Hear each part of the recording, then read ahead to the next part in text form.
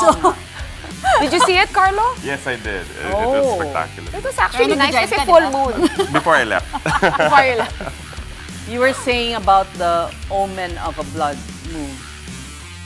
but I mean, so many crazy things are happening right now. I mean, but also last night after the show, I went straight to the gas station. Yes, because the deadline is always Before the before numbers the turn red. What Before the Energy numbers change. Secretary Sharon Garin said you shouldn't do. Well, she didn't hoard. She just filled up her tank. Yeah. Yeah. Oh, because the prices went up this morning, right? Yeah, Yes. 6 a.m. always on a Tuesday. Hybrid ka kasi, di ba? She says Oo hybrid. nga. Ako hindi. I'm so glad I made that decision. I need to get on the hybrid train. I But know. anyway, thank you so much, Tess. Thank you, Sean. We are going to head over to the show now because tonight we've got results from 4 NBA games. Plus, we catch up with Rain or Shine head coach Yeng Guiao. And we also got results from a doubleheader in the PVL All-Filipino Conference. I'm Cheska Calao, And I'm Carlo Pamentuan, sitting in for Andre Felix. and here's tonight's play-by-play. Ramiro, the show by Mamoy leaves Philip. Future moves, puts it up. Unbelievable. Gemma on the left side. Oh, the pass! Stuffing another one. Baculas rejecting Estevo for the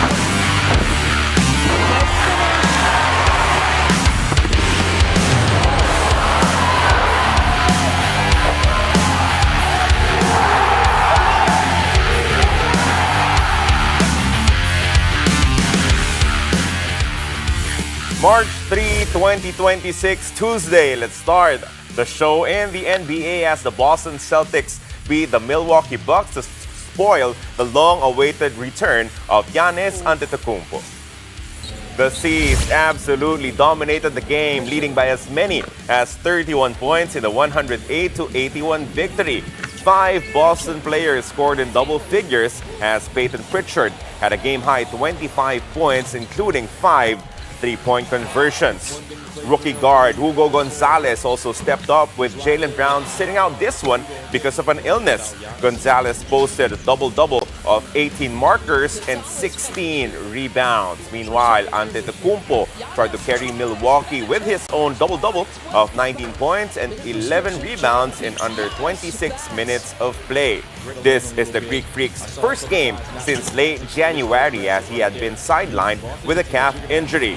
The Celtics remain in the second spot out east with a record of 41 wins against 20 losses, while the Bucks are 11th with 26 victories against 34 defeats. Here was Milwaukee head coach Doc Rivers sharing his thoughts on Antetokounmpo's return. I thought he was really good the first stretch. In the second half, I thought we were great to come out. I think we cut it to 9. Then I thought Derek White just took the game over for them for that one stretch. But, listen, I thought he was fine. I thought our rhythm at times, if you remember, like in the first half, Ouz comes off, he should have kept going, but he was looking for Giannis. That's just growing pains in that playing with guys, and you can live with that.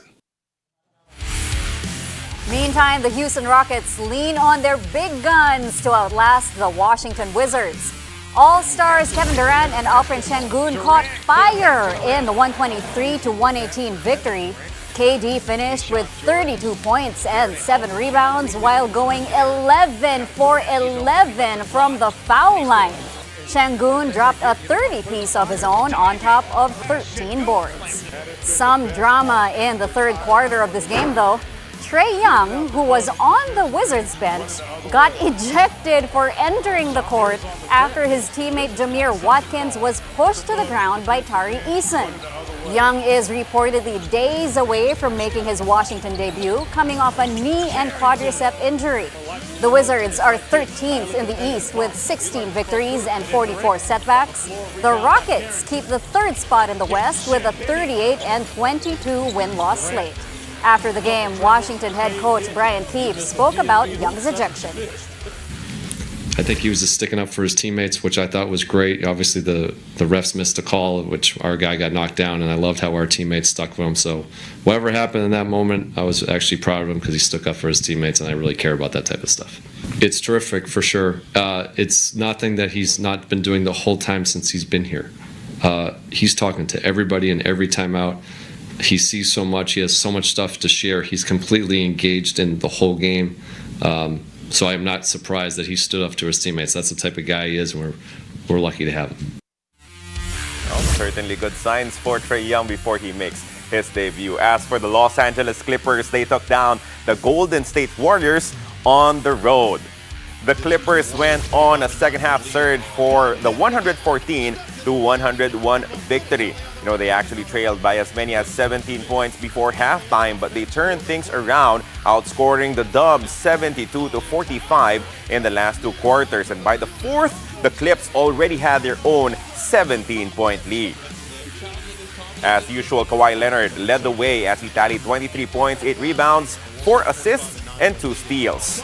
Darius Garland finally made his debut for the Clips, chipping in 12 points coming off the bench. The Clips acquired Garland from the Cleveland Cavaliers in the James Harden trade last month. But the 26-year-old point guard was sidelined because of injuries to both of his big toes. The Clippers climbed to 9th place in the West with 29 wins against 31 losses, while the Warriors hang on to the 8th spot with 31 victories and 30 defeats. One last NBA game for you today as the Denver Nuggets take down the Utah Jazz. The matchup turned into a thrilling shootout between Jamal Murray and Keontae George. The duel continued all the way down the stretch as the two stars drained clutch shot after clutch shot. But the Nugs managed to hold on for the 128-125 win. Murray exploded for 45 points to go with 8 assists and 2 steals. George tried to counter with his 36 markers in a losing cause. The Nuggets cling to the 5th spot in the West with 38 wins and 24 losses. The Jazz are 14th with a lowly 18 and 43 win-loss slate. And in other basketball news, high school MVP Kiefer Alas is returning to the Philippines to play in the UAAP. Alas himself announced that he's coming to the Ateneo Blue Eagles. He will be available for the team starting in the UAAP season 89 and will have a full 5 years of eligibility. Alas played for the Layton Christian Academy and Utah Prep in the US for almost a year before deciding to come back home. Kiefer Alas's father, Louis, currently serves as one of Tab Baldwin's assistant coaches in Ateneo. In an interview with One Sports, Kiefer shared that Coach Tab visited him multiple times in the U.S. to lay out their plans for him and the Ateneo program. He also believes that he'd get more opportunities here rather than the U.S. And with this move, Alas also crosses over from De La Salle Zobel in the juniors division to its arch-rival Ateneo in the seniors division. Alas was named MVP of the UAAP High School Boys Tournament in 2025, averaging a whopping 20 points, 11 rebounds, close to 5 assists, and 1 steal per ball game. And coming up, we have a very special guest live in the studio as we will catch up with the one and only Coach Yeng Guiao about the upcoming PBA Commissioner's Cup as well as his President's Award from the PSA. You're watching Play-by-Play on One News. Stay tuned.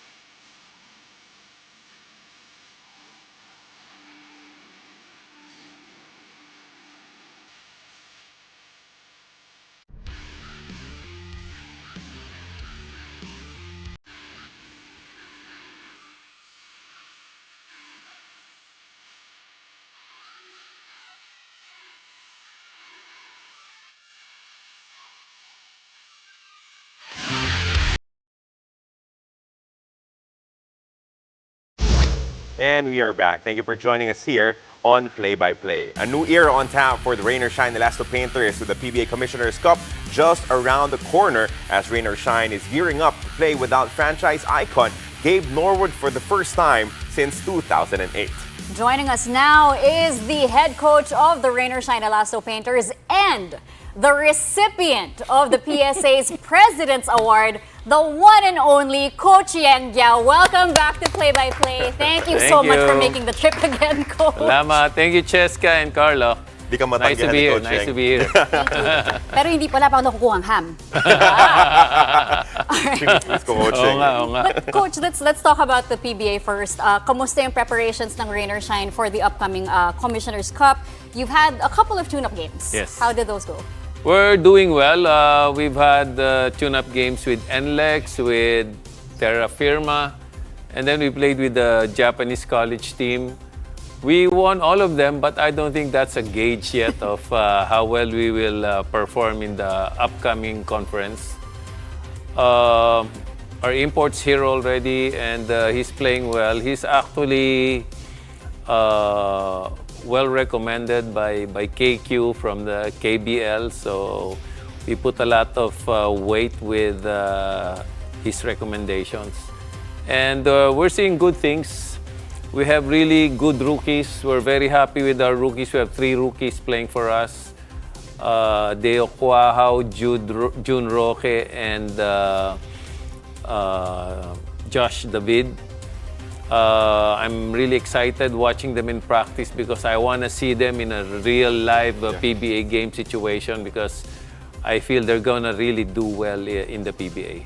Coach Yeng, going back to your import, Jalen Johnson, we know that he was the secondary import for the Goyang Sono Sky Gunners, not playing as many minutes as their main import, Nathan Knight. So it's kind of difficult to gauge, diba? Not a lot of minutes played. But for Rain or Shine, I think you're still in the lookout for that signature import. I think the last that actually got multiple looks from you, maybe Wayne Chisholm, if I remember it Oh, wow. correctly. Yeah, yeah. Balik talaga. Yeah, But yeah. are you hopeful that he might be a candidate as someone who you can rely upon conference by conference here in the Commissioner's Cup to come in and join your squad? Yeah, that's really what all teams are looking for.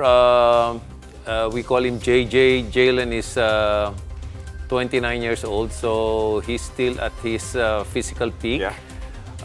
We feel if he plays well and if he's able to adapt to the PBA style of play, we can have him for years to come.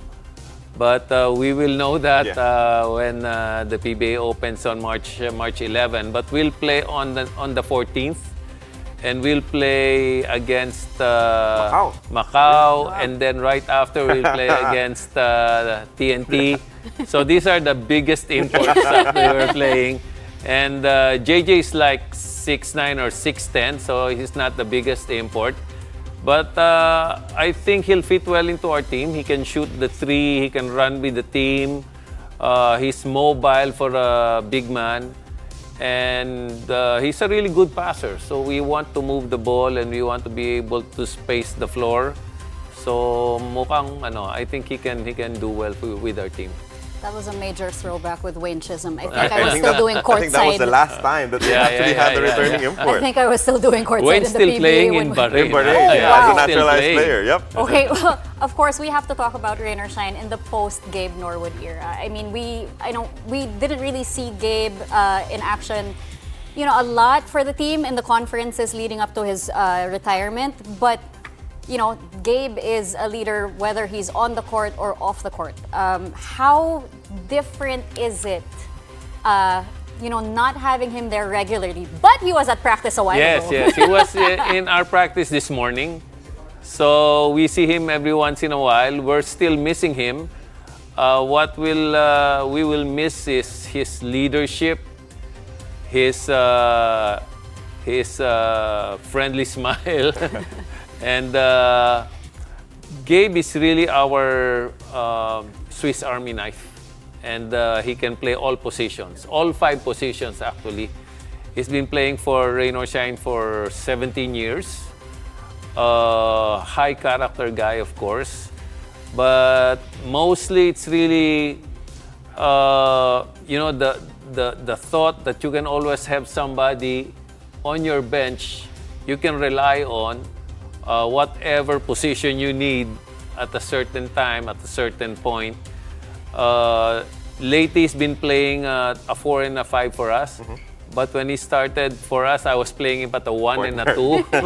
So he's really evolved. And, I've been saying this every once in a while. I go to practice in the morning, and I still look for him every now and then. Where is Gabe? But, you come to a realization that he's retired. And, we wish him success. We know that wherever or whatever he will do next in his career. I know he's doing content now for the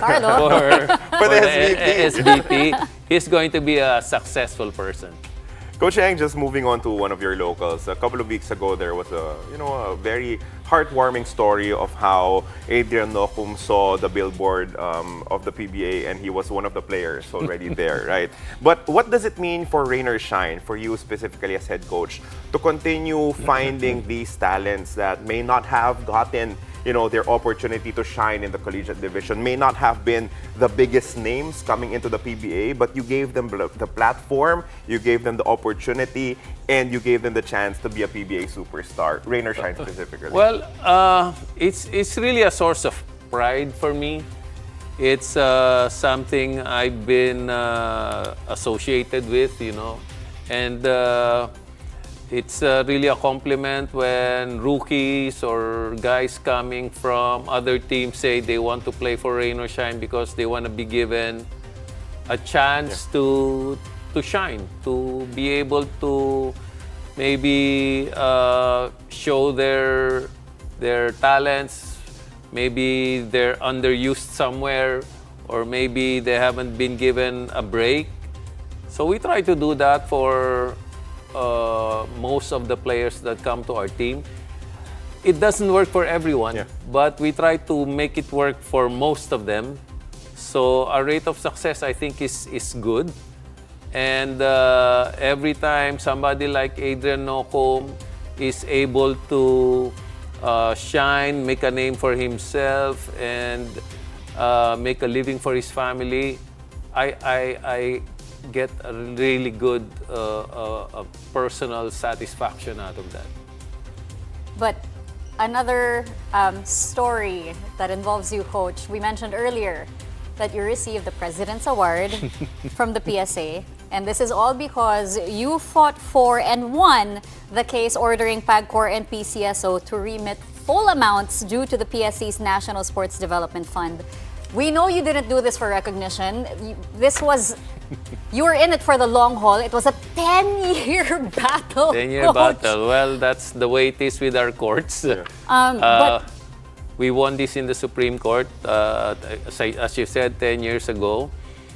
I consider it my legacy to Philippine sports. It's going to benefit athletes for generations to come. I'm no longer going to be around, but it's still going to be benefiting athletes throughout generations. So it makes me feel good. It's my way of paying it forward. Sports has been really good to me, and I think this is the best way I can return the favor, to be able to affect the lives of not just athletes, but everyone who's invested into sports, as athletes, as audience, as just lovers of sports. Ito yung contribution ko for them. Coach Yeng, we've seen you in many events talking to PSC Chairman Pato Gregorio. Do you have certain suggestions of possible blind spots that this money, this newly found funding for the PSC, may be able to service more people moving forward? And as you said, not just for the current national team athletes now, but for our continuous production of athletes here in the Philippines. Yes, Chairman Pato really has a really good knowledge of how to make the best use of that money. He's told me that Some of their priorities would be to build training centers for athletes, for sports tourism, for athletes' welfare in general. Maybe I would just want to add that maybe if we're looking at generating more medals in the Olympics or maybe in the Asian Games, we should just put a little bit more emphasis on the sports where we have a better chance of earning medals. Let's say, si Heidelin in weightlifting, maybe boxing, maybe gymnastics with sina Kaloyulo, maybe swimming or team sports like football. We're also centered into basketball, that maybe sometimes we forget about all those other sports where we can excel and where we can win more medals. And Coach, I mean, you're one of the great sports minds in this country. You've shown that you can win also, and you know what sports is like in the Philippines as well. For you, with the new funding as well, how do you think this can help the grassroots programs? And aside from what you mentioned earlier, Chairman Pato, as I said, is focusing on building these training centers. And I was telling him we could really make good use of these training centers because maybe we can substitute them for our parks. We don't really have parks for leisure, for just Walking. ordinary people just wanting to jog safely and breathing fresh air. So if we have football fields, if we have baseball fields, if we have open spaces, if we have track ovals, I mean, they could substitute for parks. And this is where we can have regular citizens enjoy sports with their families. all right, again, I wish we had more time. Always. But thank you so much once again to Coach Yeng for taking time to join us here on Play by Play. That was Rain or Shine Lasso Painters head coach Yeng Guiao. Thank you so much, Coach. Thank you. Coming up, another milestone for Philippine sports. We tell you more about the Philippine women's national ice hockey team's historic achievement on the international stage. Play by Play, we'll be right back.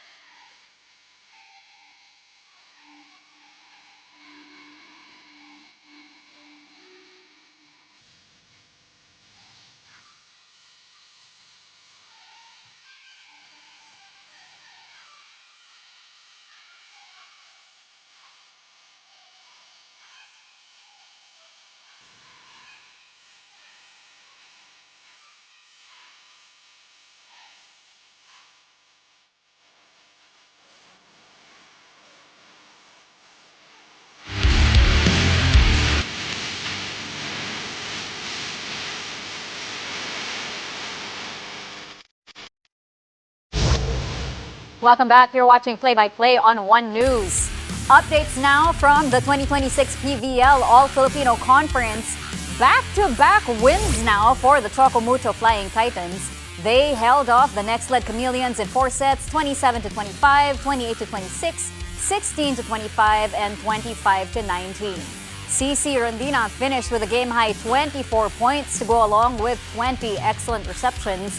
Chocomucho improves to 3-3.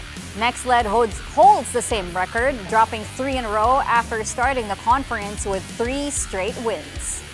In the second match, the Creamline Cool Smashers grabbed their 4th straight win after overpowering the Galleries Tower High Risers 25-14, 17-25, 25-18, and 25-23.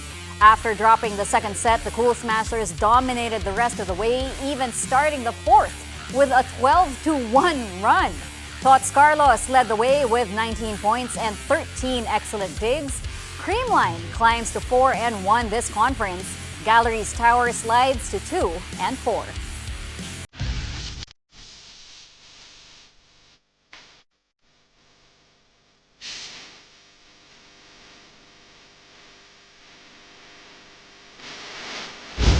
And now we've got an all-NBA lineup in tonight's highlight reel. Let's start things off with our first highlight of the day, the fake handoff, the second handoff, the real one, but then a recovery on defense, just tremendous baseline to baseline effort coming from the Los Angeles Lakers as they got a fast break opportunity, a basket and one coming from Benedict Mathurin. Once again, the denial coming from Yannick Conan Niederhauser. And then on the other side of the Kawhi Leonard assist, an end one opportunity for Benedict Mathurin. Tremendous defense because they were able to recover off a slight breakdown and turn that quickly into 2 points and one on the other side. Now moving on to our next highlight of the day, we check out a matchup between the Wizards and the Rockets.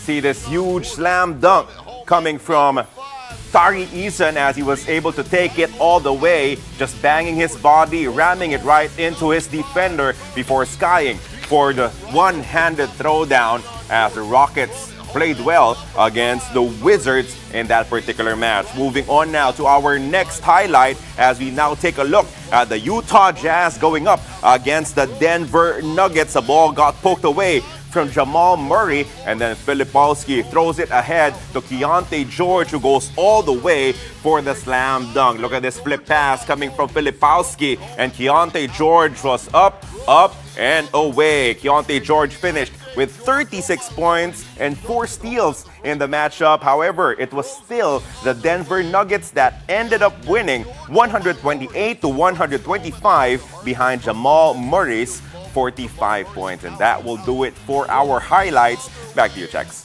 Thank you, Carlo. And before we go, a historic breakthrough for Philippine ice hockey.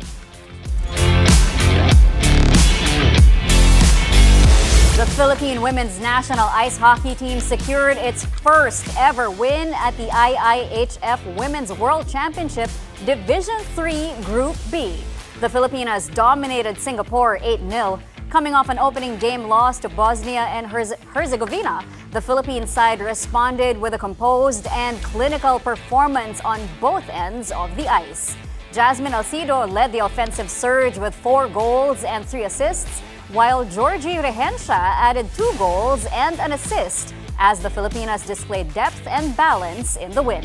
Congratulations once more to our Philippine women's hockey team.